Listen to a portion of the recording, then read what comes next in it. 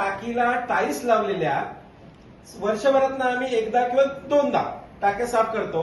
ती जी घासणी सुद्धा वापरली तरी त्या टाईल्स वरचा जो रंग जो दिलेला आहे नगरपालिकेने मोफत मध्ये तो निघत नाही.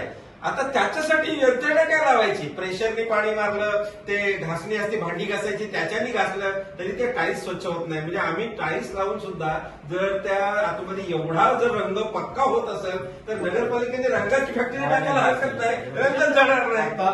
आताची या जे हायवेची परिस्थिती झाली ही आपल्याला सर्वांना माहिती आहे. प्रचंड पाऊस झाला, नदीचं आपण पाणी कधीही बघाल की आता मी सुद्धा 2 टर्म इथे आहे, मी सुद्धा बघतोय की आपल्याकडे पाऊस पडल्यानंतर एक 2-3 दिवसांनी पाणी नॉर्मल होऊन जातं. 14 वर्ष मी राहतो इथं, 14 तुम्ही वर्ष आहे पाणी ना, राहिलंच येतं. तुम्ही कायमस्वरूपी येते. नाही 14 वर्ष फक्त नाही चालणार. याच्यात थोडं डिफरन्शिएट आपल्याला पण सांगणं पण करतं. याच्यामध्ये आमचं काय म्हणणं, टेक्निकली आंघोळ नाही करू शकत आपल्याला असं पाणी 2 येतं. मिनिटं जितूबाई, टेक्निकली आपल्याला सोसायट्यांमध्ये टाके आहेत प्रत्येकाचे. बरोबर.